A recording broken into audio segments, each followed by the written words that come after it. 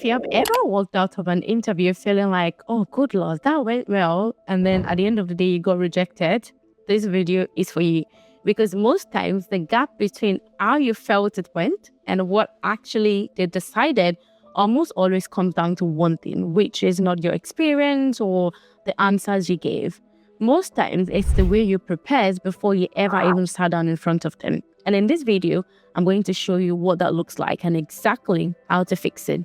Let me start with the most painful group first. And if this is you, I say this with all the love in my heart.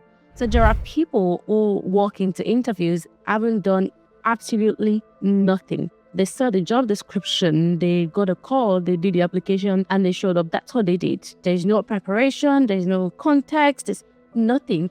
Absolutely annoys me and breaks my heart, especially as someone who does like hundreds and hundreds of hiring. Interviewers can feel that within the first 5 minutes. And it's not even because like, oh, we've asked a trick question or catch out on a specific fact. Not done any form of preparation, because really when people haven't done any form of preparation, there's a flatness to how they engage. Have you ever felt that?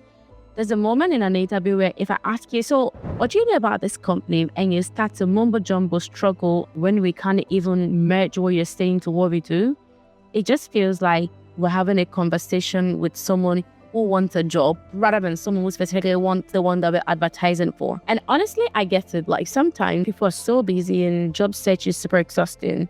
Keeping up with those rules almost feels impossible. Please, the reality of things is if you're not willing to spend at least an hour or 2 or 3 understanding the company that you're going for before you sit in front of them, you're signaling something about how you will show up in that role itself.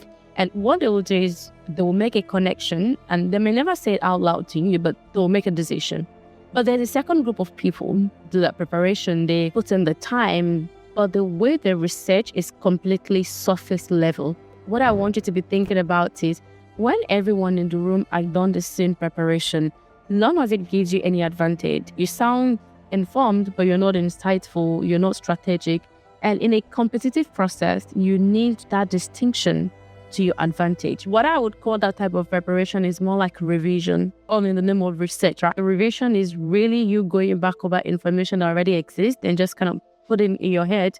But when you do research, you dig for something that is not on the surface level. You try to understand exactly what are the things that if I was a strategist in that room, what are the things that I would do to really position myself. And honestly, companies are looking for people that can solve problems.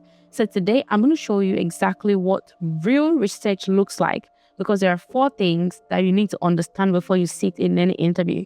And I promise you, most people you are competing against probably will not do this. Now, the first thing is the business model. As a candidate, you need to understand this organization that you're positioning yourself for. How do they generate revenue? What drives growth in that company? Every single role in that business connects back to this. And if you don't have the understanding of how that business works, you cannot explain how you create value inside it. I always say this, like you cannot support a business you know nothing of. The second thing that you need to do a research about is this company stage. Now, is this an early startup? As an example, I run a startup myself. And what I need is going to be completely different from what Amazon is needing, right? So you want to say, okay, is this an early startup? Is this a company that is scaling fast, or is this a large established organization? Because every stage wants something different. The type of person we're looking for is like an A player, like someone that can work in the scrappiness of a startup, because early stage wants someone who can move fast, someone who potentially can wear multiple hats. You just want to solve problems, you want to figure things out, do things without being told, oh, do this. Most companies want that anyway. A scaling company might be looking for someone who can bring structure. Relatively much more mature organization is looking for optimization. There's someone that can work within a framework that currently exists and continue to find an opportunity for enhancement. If you position yourself for the wrong stage, even if you're technically qualified, it might feel like a mismatch. And that's why you hear things like, oh, your experience seems a bit too high for what we're looking for. So, and if you're lucky, you get that kind of feedback, but sometimes they'll just tell you, oh, you're not a fit. Why it's important to understand the company stages, you know how to position yourself as the solution to their problem. The third one is the competition, right? Who are the competitors? So what makes this company different from company A? What are the things? how are the other A players in that niche playing, and what is it that you can share with them, perhaps in that interview and potentially when you get the job. And the last one, which is what most people entirely miss, is what I call the hidden pain. Most job descriptions are just a purge. What do I mean by that? Just a repetition. Sometimes some organizations take effort to really deep dive into that job description and put exactly what they need. Or sometimes it's just a repeat of one of their job descriptions. But if you read it carefully, you can find it. And if you even go and do a bit of digging deep, you can understand what they're really looking for. Most companies will be telling you they're looking for strong communication skills. And even when I think about this from my perspective, as someone that hire a lot of people at every given time, there are specific skill set that I'm looking for that sometimes it's not even explicitly captured in the job description. You want to make sure you understand their hidden pain and position yourself. Your job is to really decode what is actually behind it. Then you walk into that interview and speak directly to that problem they're trying to solve. And really, what we look for is we're looking for a problem solver. I always say that every job description is trying to solve a problem. When you see a job advertisement, it's because there's a problem or there's a need or there's an opportunity. So you have one job only to position yourself. Now, I want to pause here for a second because I know some of you might be thinking, okay, Tayo, I get the framework, but how do I actually apply this to my specific situation? So I built Think Skills specifically for skilled professionals navigating the job market across Australia, UK, Canada. Interview piece is one of the biggest things we tackle, and the kind of preparation I'm really walking you through today. So we've had over 250 people working across top companies like Accenture, Westpac at an average salary of around $120,000, right? If you want that type of support, the link is in the description below. Now, here's what I want you to take away from this video today.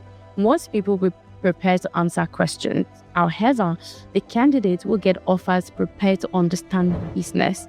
So when you understand the business, you show up exactly as someone that can solve that problem.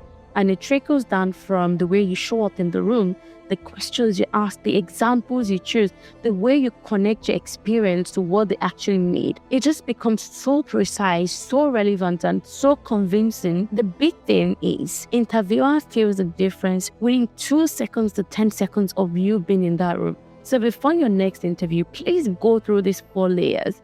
The business model, the company state, what's the competitive landscape for them, and what's the hidden pain behind your job description, and give yourself at least 1 to 5 hours to do this properly. So if this was useful for you, share this with someone who has got an upcoming interview. And if you want to go deeper on how to ask questions and make interviewers sit up and actually answer the job, or how to carry yourself in the room, all of that is coming on this channel. So subscribe, and good luck for your upcoming interview.